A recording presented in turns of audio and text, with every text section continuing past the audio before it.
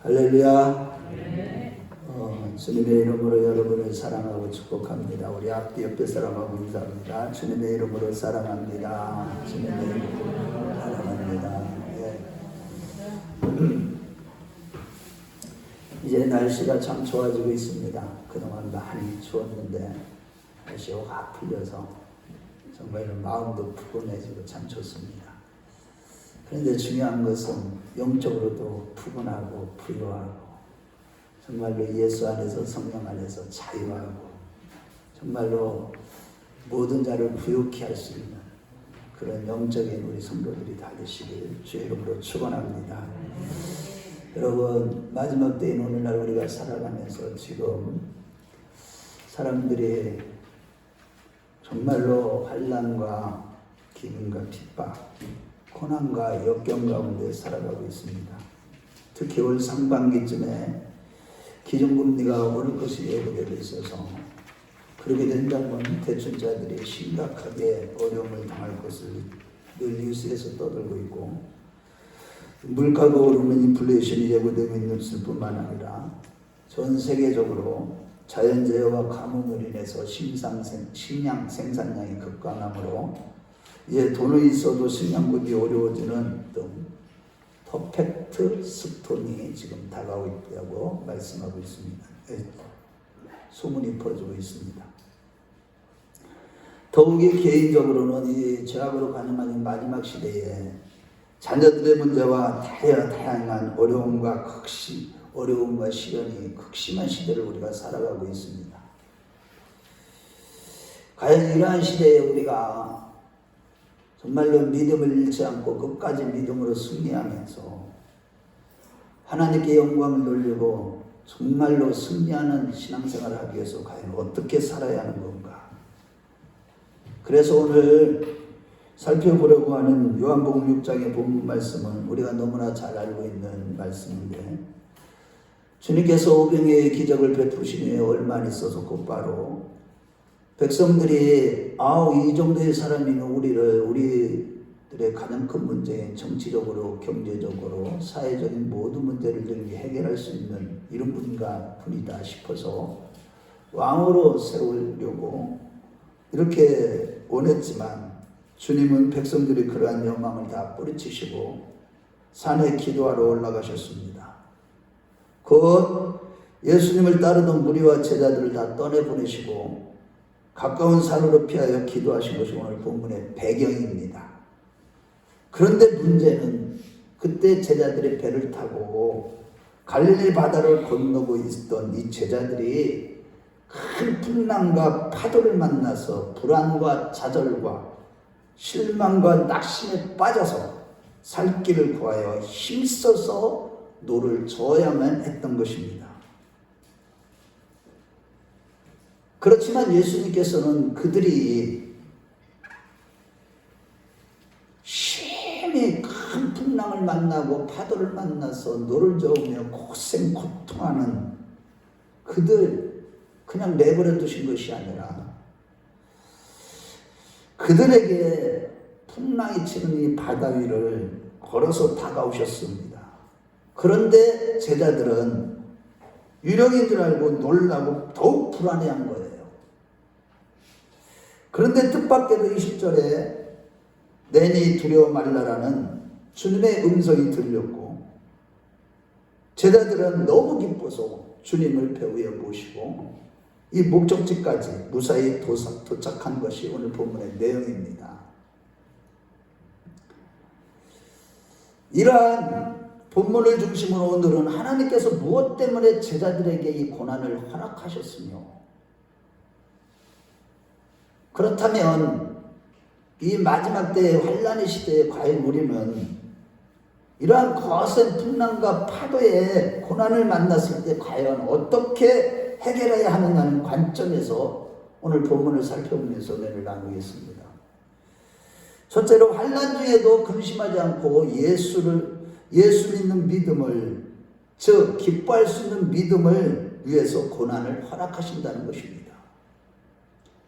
환난을 당할 때도 낙심하지 않고 기뻐하면서 그 환난을 기꺼이 받아들이고 환난 중에서 승리하는 그 믿음을 갖게 하시기 위해서 고난을 허락하셨다는 겁니다.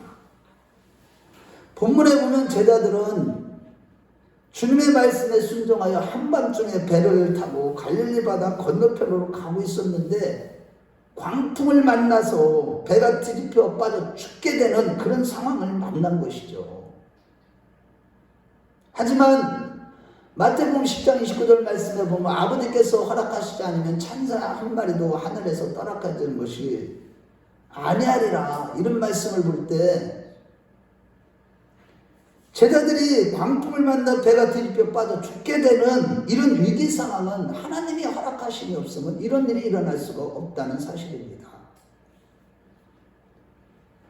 그렇다면 제자들이 고난을 겪도록 하시는 그 이유는 과연 무엇이냐는 겁니다. 우리가 예수를 믿는데 하나님의 놀라운 구원의 기쁨과 영광도 경험하기도 하고 기적도 경험하기도 합니다. 때로는 막 기동답이 떨어지기도 하고 병이 고침을 받기도 하고 하나님의 초자연적인 역사도 경험하기도 하죠. 왜? 하나님은 지금 살아계시고 성령으로 우리와 함께 하시기 때문에 그렇습니다. 그런데 문제는 왜 고난이 있느냐는 것입니다.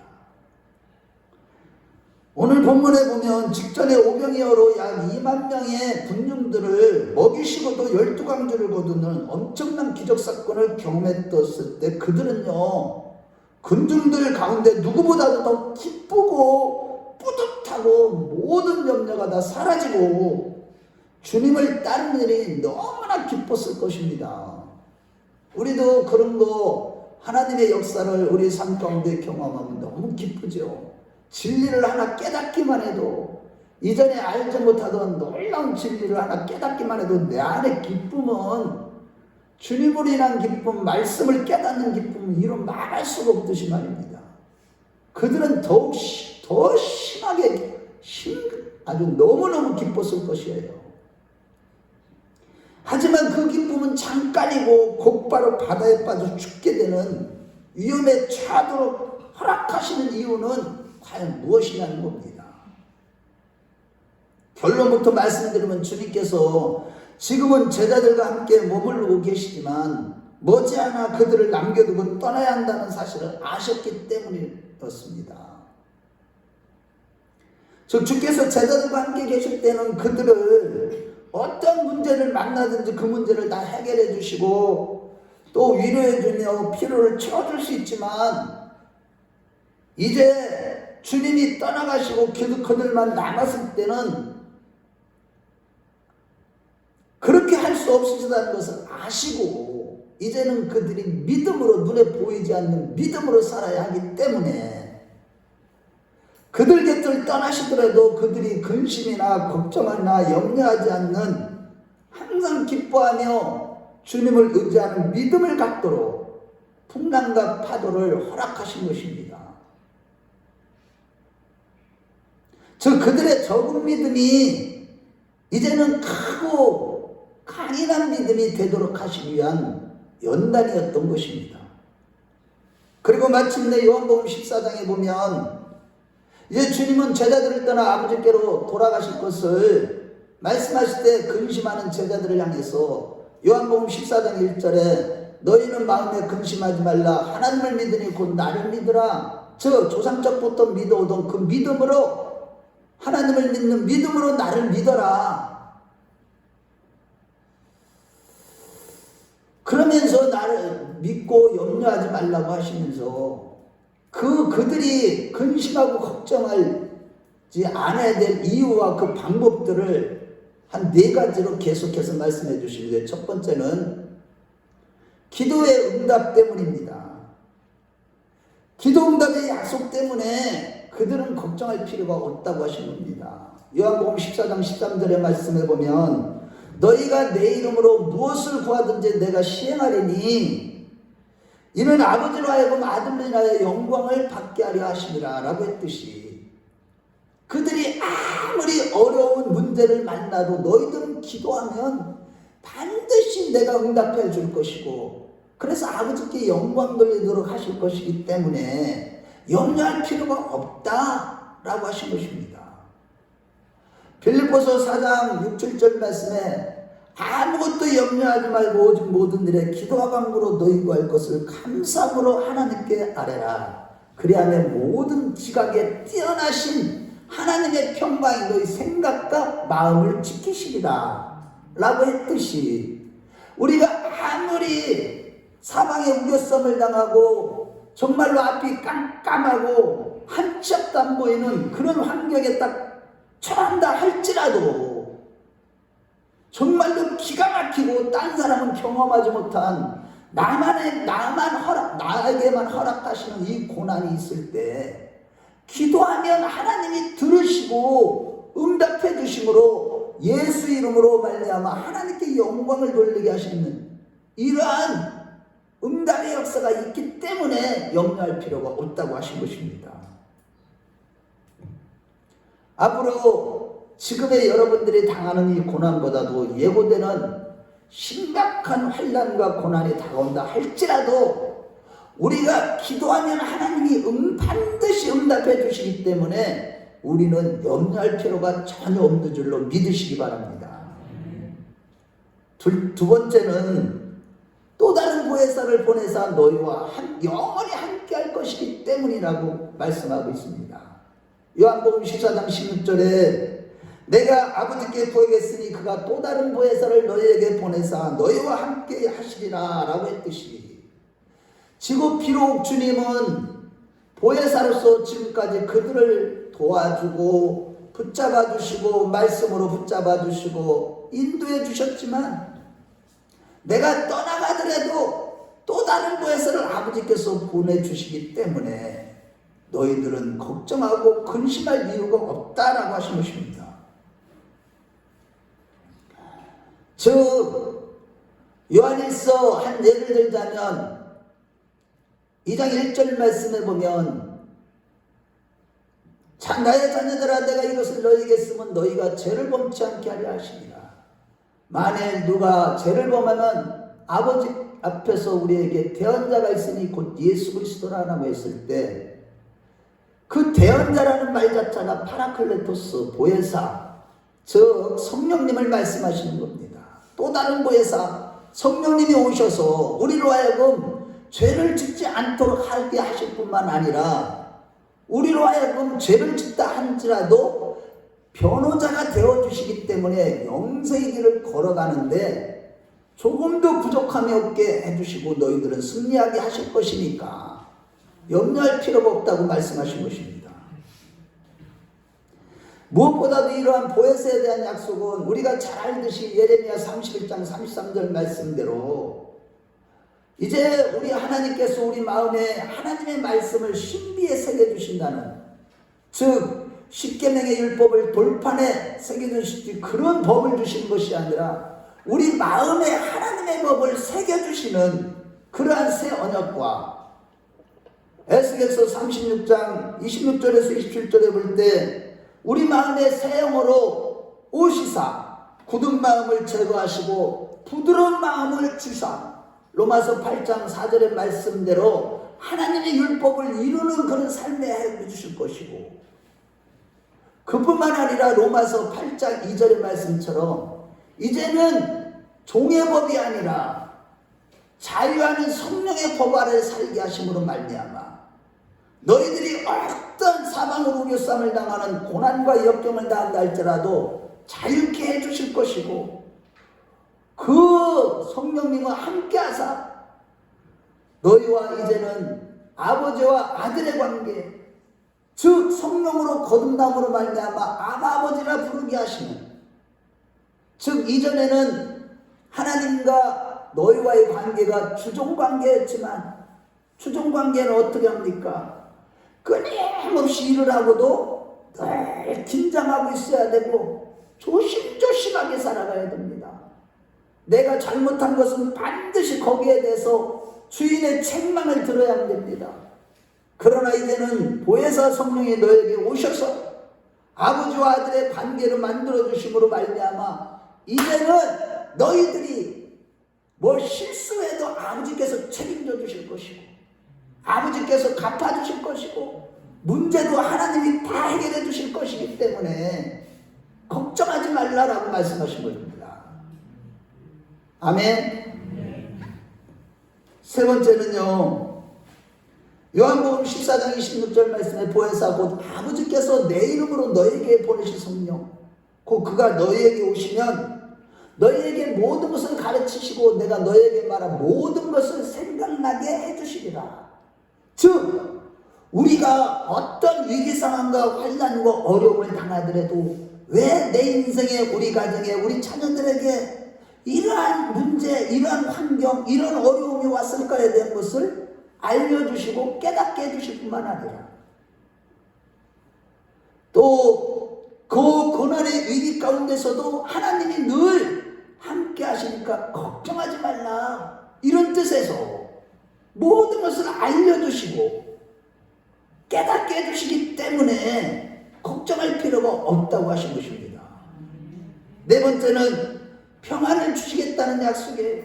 요한복음 14장 27절 말씀에 보면 내가 이제 너에게 평안을 주노니 이 세상에서 주는 것과 같지 않다. 즉 세상에서 주는 그런 평안이 아니라 하나님의 평안은 모든 것을 초월하는 평안. 아무리 어려움과 고난과 사방으로 팔방으로 다 쌓이고 하늘물이 닫히고 옆이 다 닫히고 모든 것이 다 깜깜한 그런 상황 속에서도 평안을 누릴 수 있는 평안을 주실 것이기 때문에 걱정하고 염려하지 말라고 하신 것입니다. 이와 같이 지금도 살아계신 예수님은 우리의 기도에 반드시 응답해 주시고 또 다른 보혜사 성령을 보내셔서 영원히 함께하사 어떤 위기나 고난을 당할 때마다 자유케 하실 뿐만 아니라 우리를 가르치시고 또한 환난 중에서도 평안을 주시다는 약속 때문에 우리는 어떤 시련과 역경과 환난이 다가온다 할지라도 염려하거나 근심 걱정할 이유가 없는 줄로 믿으시면 아멘 하시기 바랍니다. 할렐루야. 하지만 당시의 제자들에게는 그 약속들이 깨달아지고 체험되려면 먼저 훈련이 필요했기 때문에 갈릴리 바다의 거센 풍랑과 파도를 허용하신 것입니다. 인생의 풍랑과 험악하고 거센 파도를 경험하게 하시는 겁니다. 그런 하나님의 역사를 아직도 깨닫지 못하고 있는 여전히 3년 반 동안 예수님을 따라다녀도 육신에 속해 있던 제자들, 그들은 또다시 연단을 받아야만 했기 때문에 그런 시련과 역경이 허락된 것입니다. 예수님은 이제 곧 제자들의 곁을 떠난 후에도 영적으로 함께 하신다는 말씀이 무슨 의미인지를 깨닫게 하시려는 의도로 훈련과 시험의 차원에서 풍랑을 만나 배가 뒤집히고 빠져 죽을 것 같은 위기를 만나게 하신 것입니다. 마찬가지로 오늘 성도들에게는 베세다 들판에서의 오병이의 기적과 같은 초자연적인 역사만 신앙생활에 계속되는 것이 아니라 오히려 바람과 파도에 대항하여 싸우는 고난이 더 자주 있다는 사실을 발견하게 되는 것입니다. 즉 모든 신자들에게는 인생길에는 어떤 기적적인 그러한 사건보다도 거센 풍랑과 파도와 같은 고난이 많이 있게 되는 것입니다. 예수를 믿기 전에는 이런 고난을 경험해보지도 않았는데 이렇게 억울한 일을 당하지도 않아도 되는데 내가 예수 믿기 전에는 모든 것을 내가 만들어서 내 임의대로 모든 것을 환경을 아름답게 만들 수도 있었는데 손해보지 않고 살아갈 수도 있었는데 예수를 믿고 나니까 오히려 하나님의 초자연적인 역사는 일시적이고 늘 우리의 고난의 산을 한 산 넘으면 또 다른 고난이 또 앞에 와 있고 또 넘고 고난이 연속인 것입니다. 한마디로 영생을 얻기 위해서는 우리는 좁은 문으로 들어가야 되고 좁은 길을 걸어야 가야만 하기 때문에 우리에게 이러한 시련과 역경이 있는 것입니다. 그렇지만 그러한 거센 풍랑과 파도와 같은 위기와 고난들이 따른다고 해서 우리가 근심과 절망하고 낙심할 이유가 전혀 없는 것은, 이러한 고난은 오히려 우리의 믿음을 온전하게 하는 유익한 장치, 즉 우리가 영생 천국에 들어가기 하기 위한 유익한, 그런 믿음을 갖게 하기 위한 유익한 장치일 뿐만 아니라, 우리가 당하는 모든 환난 중에서도 주님은 우리의 기도에 늘 응답해 주시고 함께 하시는 보혜사 성령께서 자유케 하시며 그 고난의 의미를 깨닫게 하시며 가르쳐 주시고 고난 중에도 평안을 주시기 때문에 우리는 걱정하고 염려할 이유가 전혀 없는 것입니다. 그러므로 여러분, 이 마지막 시대를 살아가면서 팬데믹을 비롯한 우리 인생길에 어떠한 거센 풍랑과 파도가 앞으로 다가온다 할지라도 먼저 모든 위기와 고난이 오히려 우리의 믿음을 견고케 하시기 위함이라는 사실을 굳게 믿으시기를 바랍니다. 그리고 염려하지 마시고 오히려 기도응답을 반드시 해주는 주님 앞에 늘 깨어서 기도하며 우리를 자유케 하시며 율법의 요구를 이루시는 성령의 도우심과 가르치심을 받아서 늘 인내하는 가운데 기뻐할 수 있는 진짜 성도들이 다 되시길 주의 이름으로 축원합니다. 둘째로, 환난 중에서 영적인 안목과 마음이 어두워지지 않도록 힘쓰면서 하나님을 바라보는 그런 신앙생활을 하라는 것입니다. 본문에서 제자들이 거센 풍랑과 파도를 만났을 때 놀라고 두려워하며 믿음에서 실패한 이유는, 첫 번째는 17절에 배를 타고 바다를 건너 가버나움으로 가는데 이미 어두워졌고 예수는 아직 그들에게 오시지 아니하셨더니라고 했듯이, 그들이 풍랑을 만났을 때 예수께서 보이지 않았기 때문에 실패한 것입니다.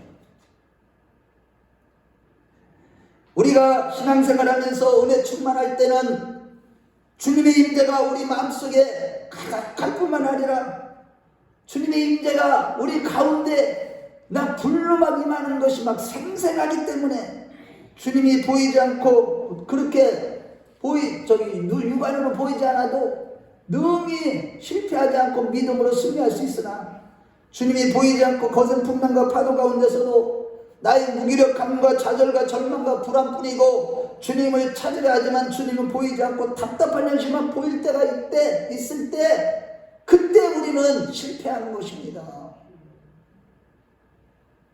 이같이 제자들에게 예수님이 눈에 보이지 않았기 때문에 두려워하며 절망한 것입니다. 오늘 우리에게도 고통의 순간에 찾아올 수 있으나 문제는 고난 중에도 늘 살아계셔서 우리와 함께 하시는 예수님이 보이지 않기 때문에 낙심하고 절망하는 것입니다.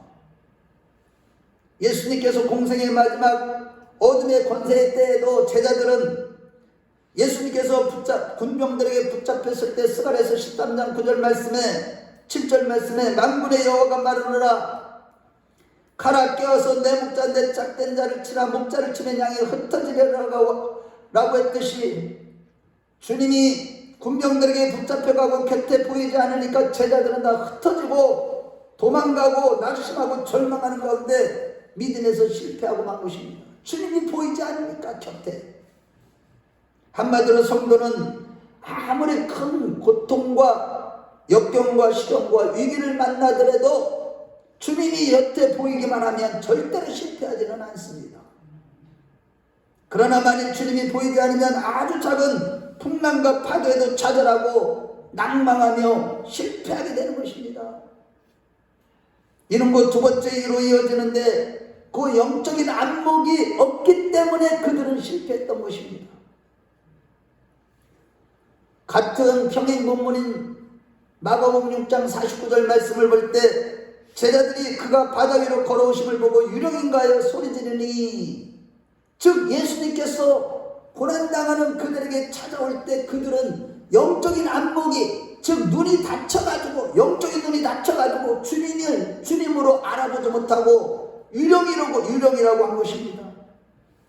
오늘날 성도들이 이렇게 환난 중에 영적인 눈이 감겨 있음으로 인해서 좌절하고 낙심하고 마는 것입니다. 그러므로 늘 말씀과 기도를 깨어 있어서 어떠한 환난 중에서도 영안이 활짝 열리는 에바다의 축복이 있으시길 주의 이름으로 축원합니다. 늘 영적인 안목을 잃지 않도록, 그래서 우리는 힘써서 지금 당하는 모든 환난의 상황과 환난 중에서도 함께 하시는 주님을 분별하는 은혜의 역사만 우리 모두에게 있으시길 주의 이름으로 축원합니다. 세 번째는 제자들의 마음이 둔하여졌기 때문입니다. 마가복음 6장 51절에서 52절 말씀을 볼 때 배울라 그들에게 가시니 바람이 그치느니라 제자들이 마음에 심히 놀라니 이는 그들이 그 떡 대시던 일을 깨닫지 못하고 도리어 마음이 둔하여졌더라라고 했듯이, 눈에 풍랑과 파도를 보는 순간 즉시 마음이 둔하여져서 오병이어의 기적을 베푸시던 주님을 완전히 잊어버리고 망각해버린 것입니다. 그래서 주님은 평소에 늘 기도하며 깨어있어야 할 것을 가르칠 때 누가복음 21장 33절에 34절에 너희는 스스로 조심하라.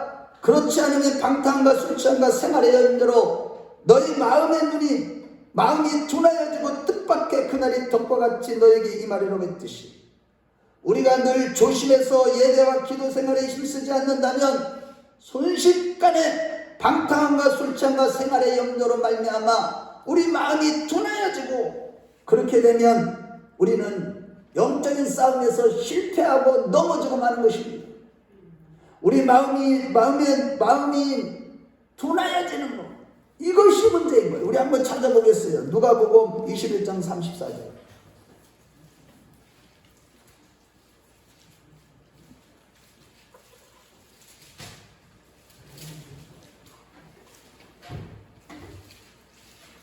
누가복음 21장 34절 같이 읽겠습니다. 시작. 너희는 스스로 조심하라. 그렇지 않으면 방탕함과 술 취함과 생활의 염려로 마음이 둔하여지고 뜻밖의 그날이 덕과 같이 너희에게 임하리라.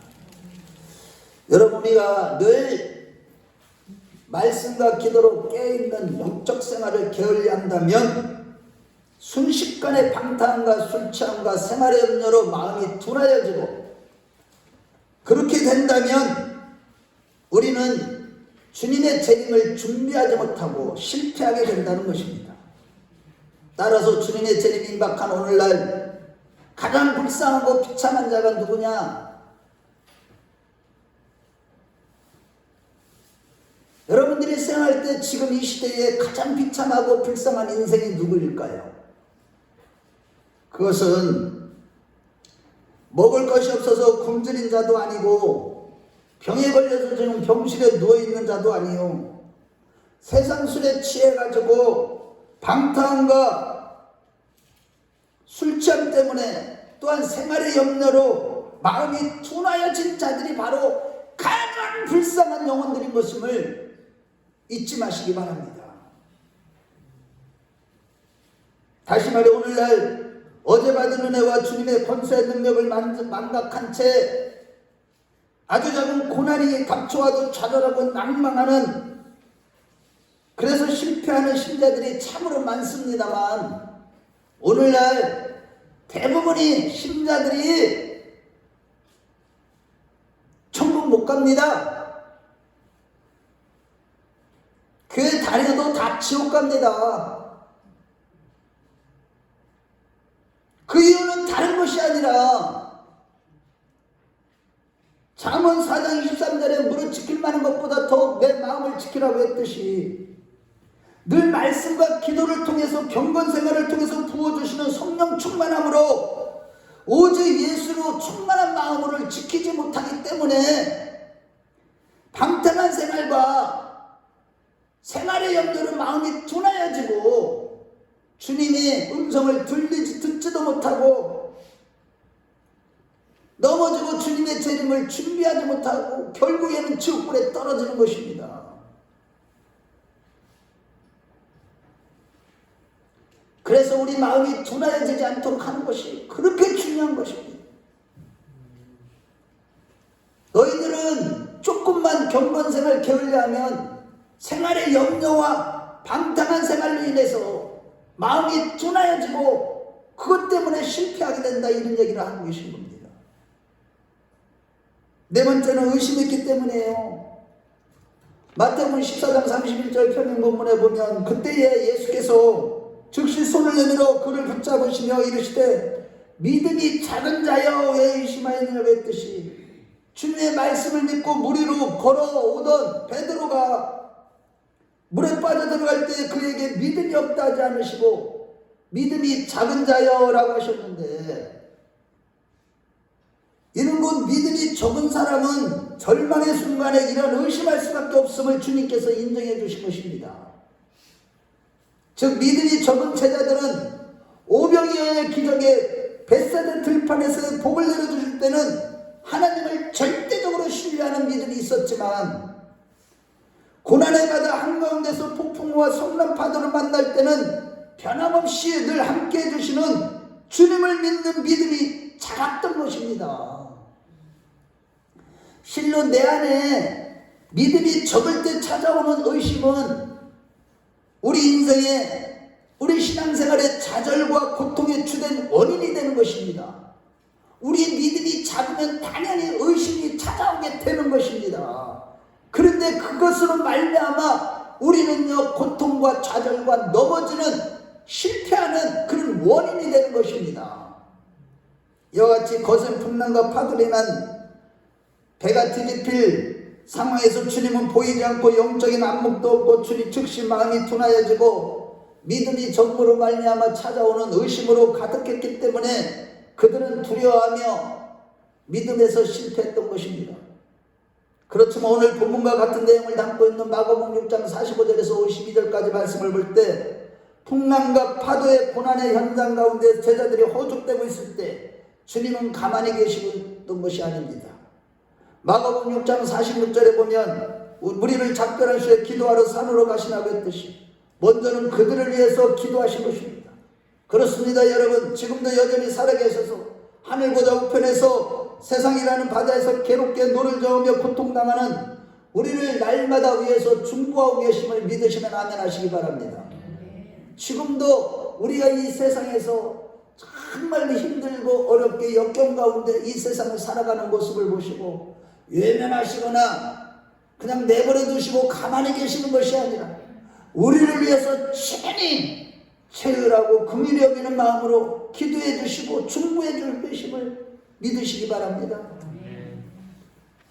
그리고 마가복음 6장 48절에 바람이 거스름으로 제자들이 힘겹게 노젓는 것을 보시고 밤 사경쯤에 바다 위로 걸어서 그들에게 찾아오사 지나가려고 하시네라고 했듯이, 여기서 보면 밤 사경쯤에 주님이 찾아오셨다고 했는데, 밤 사경이면요 몇 시냐면 새벽 3시에서 6시예요.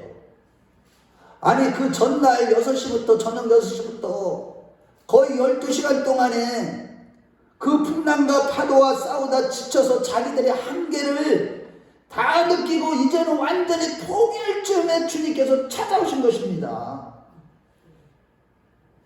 우리 한번 마가복음 6장 48절 한번 읽어보겠어요. 똑같은 본문이에요. 오늘 본문하고 마가복음 6장 48절에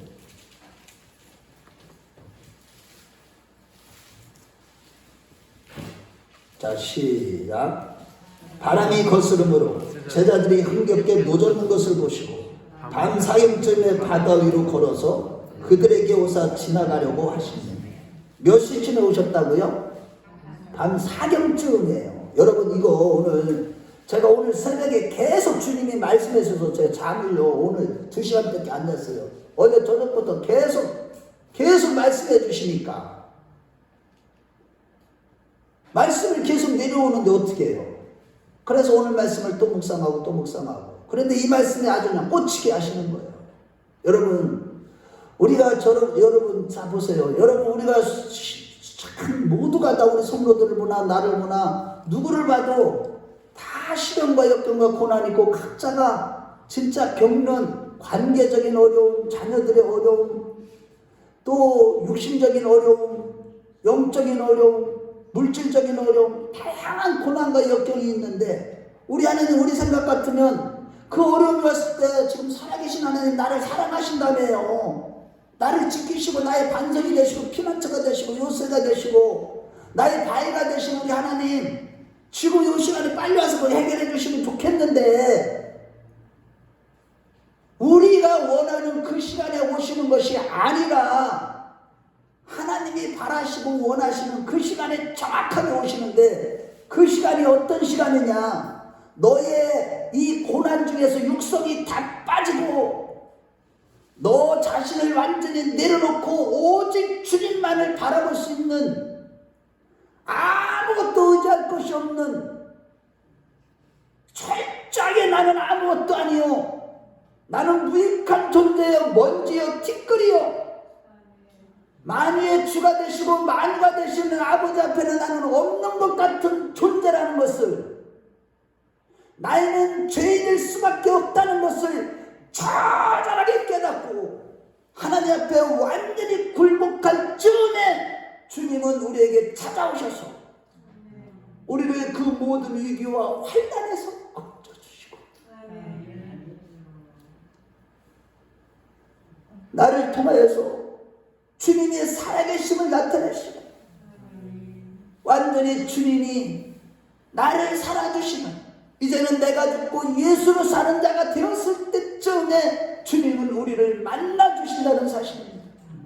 그때에 진정한 성령의 자유가 있고 기쁨이 있고 하나님 나라를 지금 경험하면서 어떤 환난이 와도 이길 수 있는 그 믿음의 수준이 올라갔을 때에 주님은 그 환난에서 우리를 건져주시고 위기에서 건져주시고 구원해주시고 영생으로 축복을 허락하신다는 사실을 믿으시면 아멘 하시기 바랍니다.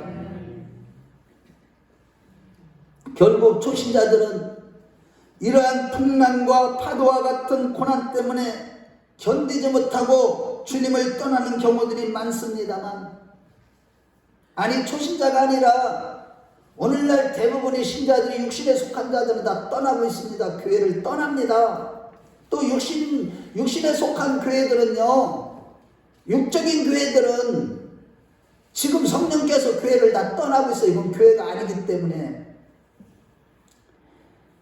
그렇지만 예수를 믿기 때문에 우리는 고통이 전혀 없는 삶을 살게 되는 환상을 다 버리셔야만 하고, 오히려 고난 중에 하나님의 때를 기다리며 참고 인내하는 가운데 온전한 믿음, 예수가 100%인 믿음, 내 자신은 완전히 삭제되고 내 안에 오직 예수, 오직 예수로 살아가는, 오직 말씀으로 살아가는 그 믿음을 가지시기를 주의 이름으로 축원합니다.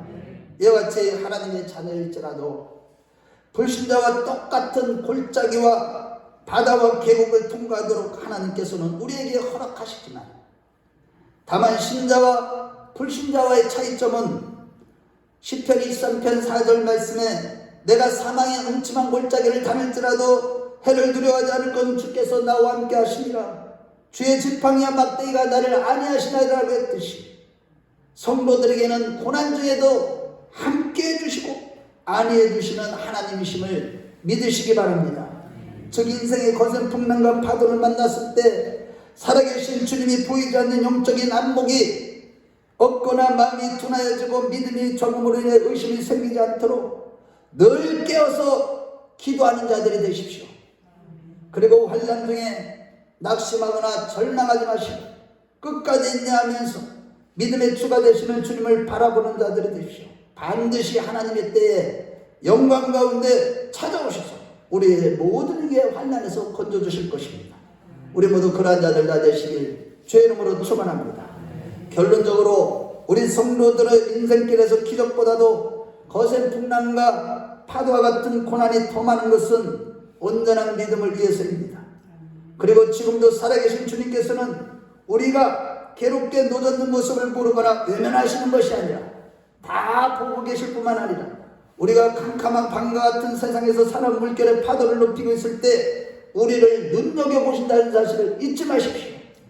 날마다 우리의 믿음, 영생을 얻을 만한 믿음, 구원받을 만한 믿음, 완전하고 굳센 믿음, 이런 믿음을 갖도록 우리에게 이 시련을 허락하시고 우리 가정에 그런 어려운 문제들을 허락하시는 것이고, 그럴 때마다 오히려 주님이 나를 눈여겨보고 계신다는 사실을 잊지 마시고 늘 주님 앞에 나아가 기도에 응답해 주시고 또 다른 보혜 사람을 에게 보내주시사 우리로 하여금 그 환난 중에서도 자유케 하시고 그 환난의 의미가 무엇이고 그 가운데서도 주님은 우리 곁에 계신다는 사실을 알게 하시고 깨닫게 해주실 뿐만 아니라 그 해결 방법까지도 가르쳐 주시며 특히나 환난 중에서도 평안을 주시는 그 하나님께 기도하고 매달리고 그분만 바라보는 우리 모두가 되시기를 바랍니다.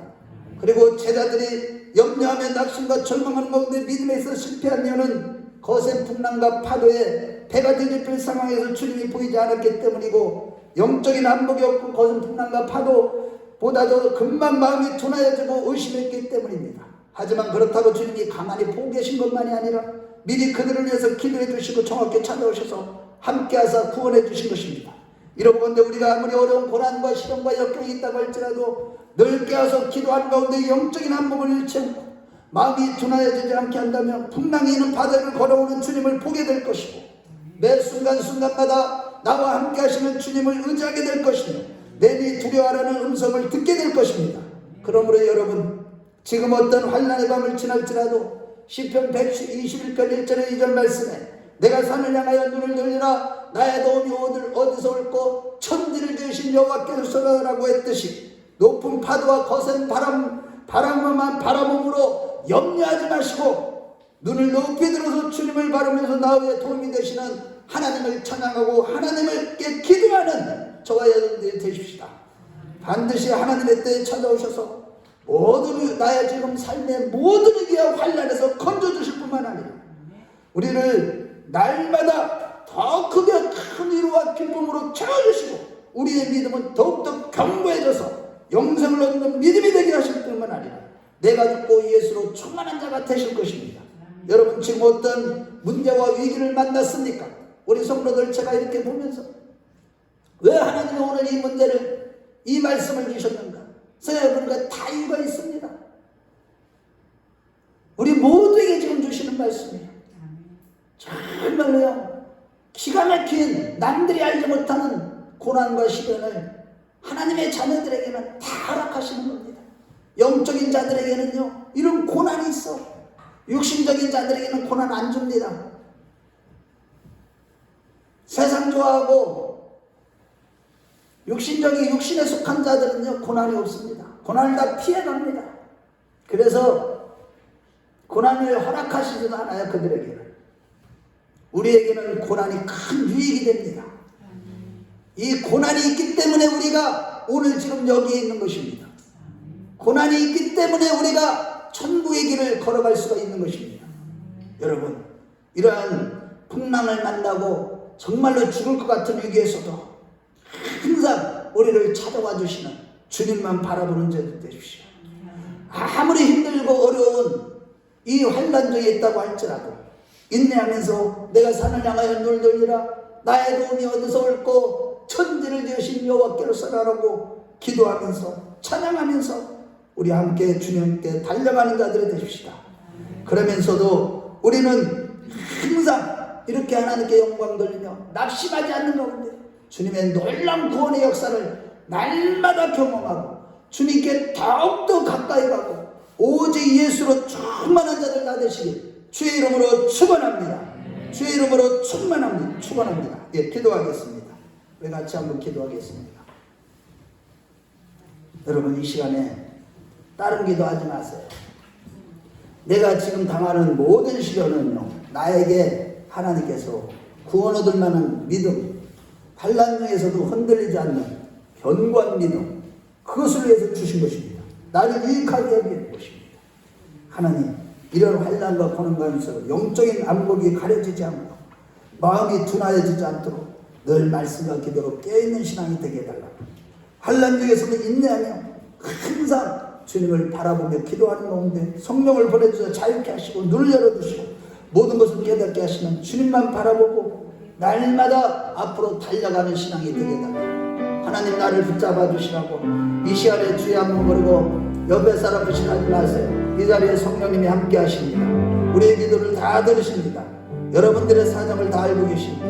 이 말씀을 주신 것은 여러분들을 지금 복 주시기 위함입니다. 우리 주여 한번 부르고 간절하게 기도하겠습니다. 주여